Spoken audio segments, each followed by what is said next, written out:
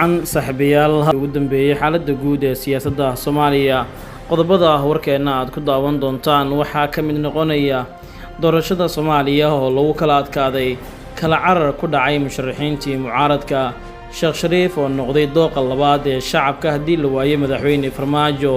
iyo wararkii ugu dambeeyay xaaladda guud ee tanada Visioni ayaan ku eegaynaa warkeenan balse marka hore saaxiibayaal u diyaar garooba qodobada hordhaca warka aad daawateen oo dhameystiran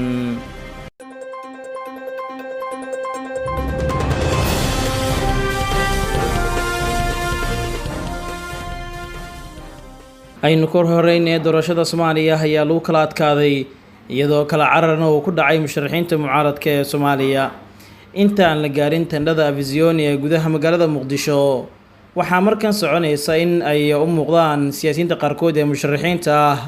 in loolanka doorashada Soomaaliya goor horeba lagu sii kala adkaanayo siyaasiyiin badan ayaa ka sii dhaxaya ama ka dhacaya doonta doorashada villa Soomaaliya waxaana qaarkood laga soo xigtay in ay ka tanaasuleen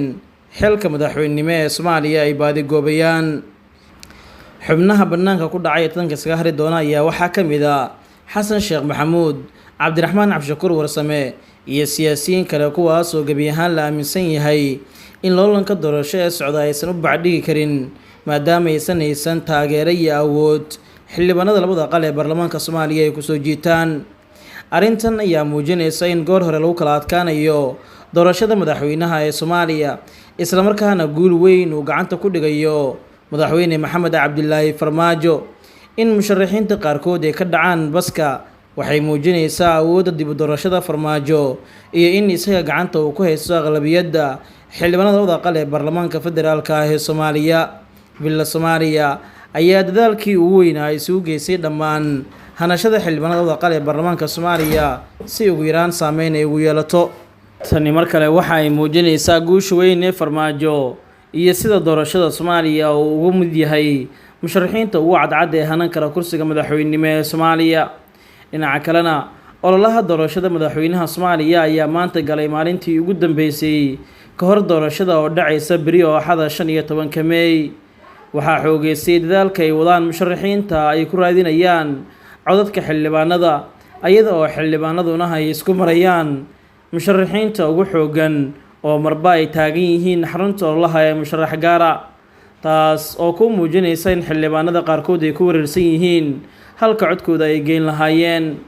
arrintan yaabka leh ayaa ah in ilaa iyo hadda uusan jirin musharax bixiye lacag sidii horey caadada u ahaydba balse waxay u badan tahay in haddiiba la bixinayo inay noqoto ilaa iyo caawa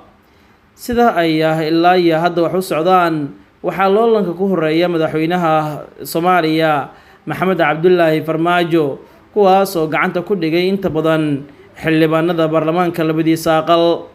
xogtan helna ayaa sidoo kale waxa ay sheegaysaa inay u badan tahay in wareegga ugu dambeeya doorashada ay isku wajahaan Shariif Sheekh Axmed Xasan Sheekh Maxamuud Xasan Cali Khayre iyo Farmaajo haddii aanay wax isbedelin saacadaha ugu dambeeya ee howlka doorashada inkastoo Siciid la rumaysan yahay inuu ka soo gudbi doono wareegga koowaad haddana xogtan helna ayaa sheegaysa inuusan rajo ka qabin xilka madaxweynaha isla markaana ujeedkiisa ugu weyn uu yahay inuu codkiisa wareegga koowaad ku gogortamo isaga oo raadinaya xilka ra'iisul wasaarenimada dani ayaa la rumaysan yahay in uu taageeri doono madaxweyne Xasan Sheekh Maxamuud oo ay aad isugu dhow yihiin Shariif Sheekh Axmed ayaa dad badan u rumaysan yihiin in uu guuleysan karo hadduu ka soo gudbo wareegga koowaad isla markaana noqdo mid ka mid ah saddexda musharax ee ugu codadka badan si kastaba Shariifka ayaa laga cabsi qabaa in uu galo kaalinta afraad taasi oo ku qasbi karta in tanka uu isaga haro madaxweyne Xasan Sheekh Maxamuud ayaa la filayaa inuu wareegga koowaad uu isna ku haro maadaama uusan haysan xildhibaano sidaas u buuran xaaladda ayaa ah mid saacadba saacadda ka dambeysa si yeelanaysa xamaasad gaar ah waxaana markasta warmaya isbahaysiyo cusub taas oo xaaladda si degdeg ah u bedeli karta doorashada Soomaaliyana waxay u muuqataa in xubno badan rajo fiican aysan ka lahayn oo ay tartanka wareegga ugu horeeya ku hari doonaan sida la sadaalinayo dhinaca kalena Shariif Sheekh Axmed ayaa noqday dooqa labaad ee shacabka Soomaaliyeed gabi ahaantood haddii la waayo madaxweyne Farmaajo inta badan shacabka Soomaaliyeed ayaa aaminsan in haddii uu soo bixi waayo madaxweyne maxamed cabdulaahi farmaajo oo gebi ahaan tanka doorashada uu ka haro in dooqooda labaad uu yahay shariif sheekh axmed oo ay taageersan yihiin in shariif madaxweynuhu ka noqdo Soomaaliya.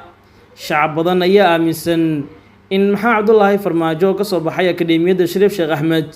ay iyagu balanbiiga ugu jiro shariif haddii farmaajo la waayo. Baraha xiriirka bulshada iyo baraha ay ku kulmaan Soomaalida Muqdisho ayaa si weyn u hadal haya haloolanka awoodeed ee shariif,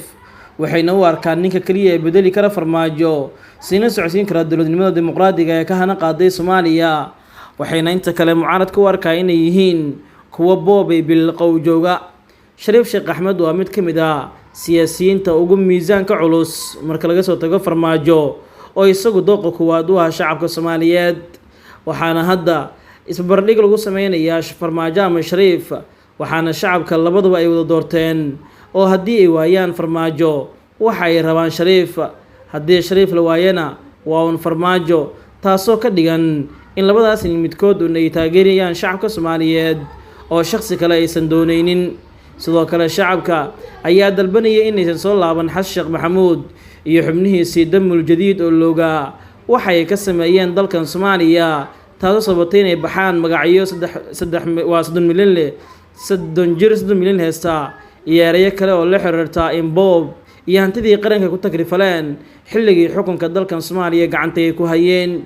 Kasoo farmaajo Shariif Sheekh Axmed oo iyagu qudhooda isaageerayo, haddana shacabka ayaa u arkaa in labadan shakhsi ay yihiin laba nin oo wadaniyiin ah, dalkan dowladnimada Soomaaliyana wax weyn ka bedeli kara. Shariif Sheekh Axmed waxaa looga halka dowladnimada Soomaaliya maanta ay taagan tahay halka uu ka soo qaaday iyo in uu dalkan ka saaray federaal oo waa ku meel gaarka una rogay federaal tan iyo markii doorashada laga adkaaday sanadkii 2012. Hadda waa mid ka mid ah musharaxiinta ugu cadcad ee ku guuleysan kara xilka madaxweynenimo ee dalkan Soomaaliya.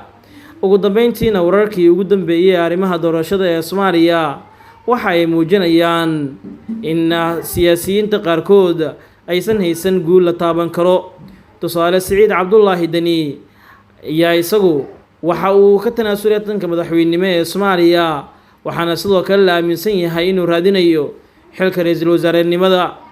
Waxa uu dagaal aan waxba la iskula harin la galay farmaajo iyo maamulkiisii, isagoo hogaamiye u ahaa mucaaradka dowladda. Wuxuu garab iyo gaashaan noqday Axmed Madoobaha Jubbaland. Ugu dambeyn wuxuu ku guuleystay dagaalkii siyaasadeed ee uu la galay Maxamed Cabdilaahi Farmaajo.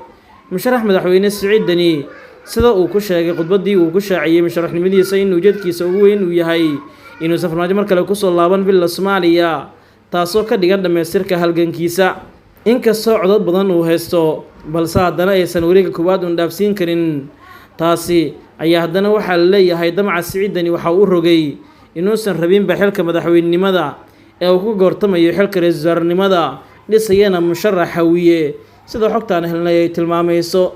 Guud ahaan saaxiibayaal wanaagaynta wararkii ugu dambeeyay xaaladda guud ee Soomaaliya tan iyo kulan dambe nabadgelyo.